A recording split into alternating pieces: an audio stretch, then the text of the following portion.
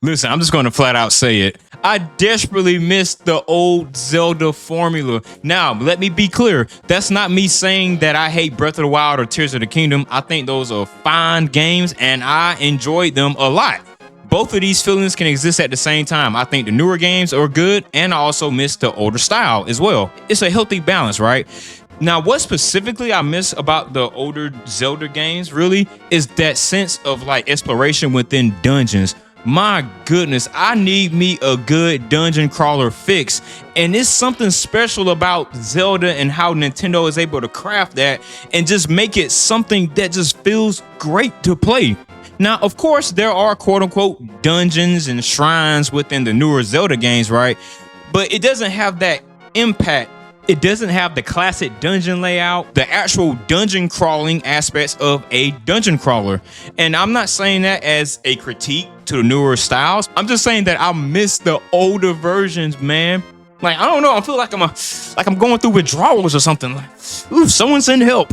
When I'm dungeon crawling in older Zelda titles, I just love that sense of progression and how like one puzzle, it may connect to another section within the dungeon and being able to combine those elements together. And then of course, when you get to a certain point, you find the special item that you get within that dungeon. And that just feels so good and it gives that rush of dopamine. You know what I mean? It's like, And of course, you cannot forget about when you finally collect the boss key. It's like, bro, yeah, it's time to go fight the boss now, baby.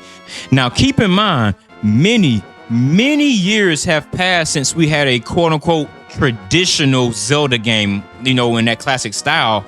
So that doesn't mean we have to use those old formulas. We can take what worked in the past and add a modern spin on it. Because I don't know if you noticed, but a lot of video games have been released within the past 10 years, and so many new mechanics and ways to deliver story elements and story beats to players have been created and invented within the past decade. All of these tactics and features and items can also be incorporated into a new modern design of the older formula. Because I'm not gonna lie, if they just said, okay, you know what, we'll create a new Zelda in the classic formula, but we're not going to incorporate any new modern breakthroughs within the industry, I wouldn't know how to feel about that. Because it's like, bro, like you have all of this innovation that's out here within the gaming industry, and you're just gonna take what worked decades ago and not change anything about it? Come on now. Like, I feel like that'd be a wasted opportunity. That's kind of what Pokemon has been doing. They just take what's been working since the 90s and they just throw a fresh coat of paint on it and then they sell it ad nauseum. Whether that's a good thing or a bad thing, I have thoughts on that, but that's a topic for an entirely different video. So I definitely don't want that to get lost. Like, yes, I do want that older formula that worked, but with a modern, fresh spin on it. Another thing that we can talk about is, should that game be open world? Should it be semi-open world, which includes zones?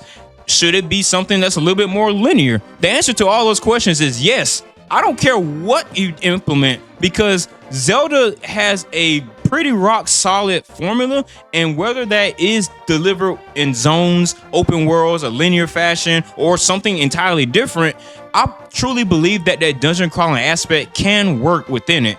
And it's on the developers, the creators, and publishers to make something that works for players.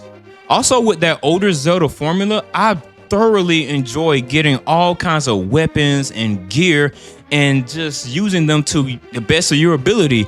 And the biggest part about those weapons is that they didn't have durability on it. This is something that I despise in video games. Not even talking about Breath of the Wild or Tears of the Kingdom exclusively. I just hate weapon durability systems in general. The only way that I do enjoy weapon durability, if there are ways to repair your weapon. I think that's totally fine and fair, and I enjoy that gameplay loop of having to repair a weapon that degrades over time. I think that makes a lot of sense.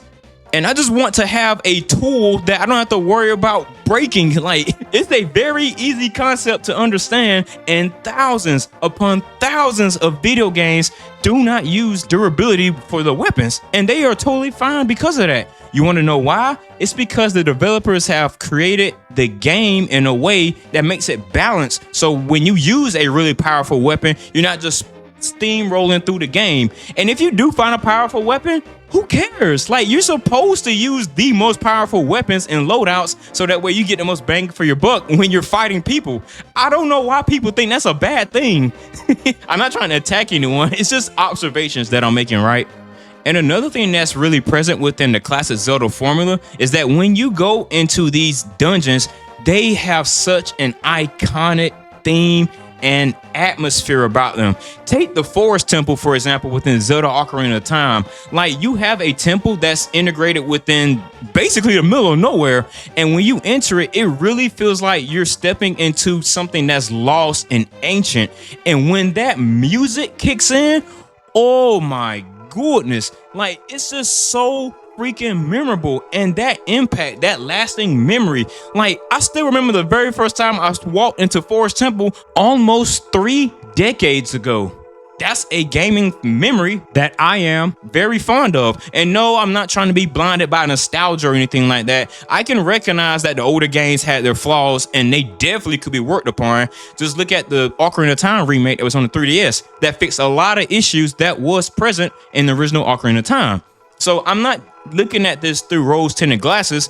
I'm just showing appreciation for something that was good in a video game. Like, I can do that for video games I played 20 to 30 years ago, and I can do that for video games that released last month. It's not mutually exclusive. All of these things can exist in perfect balance. And another thing, since those dungeons had a distinct theme, it makes them have a longer lasting impact. Like, these dungeons, they offer those unique experiences that really enhances immersion for players, and it gives them a challenge, that crunch, that impact, so that way you can go out there and feel like a damn badass when you knock out all the monsters in your way, the mini boss, and then eventually knock out the big bad boss within those dungeons. And I really want to emphasize, this isn't me attacking the newer Zelda titles. They are totally fine. I'm just a fan of the series, and I just got that little piece that's just missing. It's like, can someone fill this void within how I'm feeling right now, please? The Legend of Zelda franchise is probably one of my top 5 favorite gaming franchises on planet Earth. Like, I have so many fond memories with the Zelda franchise, and I just want to keep enjoying it for even more years to come. Also, I want to give a huge shout out to my first channel member, Bright Soldier. I truly appreciate the support, King. And if you want cool ass shout outs just like this one, then hit the link in the pinned comment and description to become a member today. And also, I have a lot of cool video gaming content on my channel. I think you guys will enjoy it. Check it out sometime. Peace.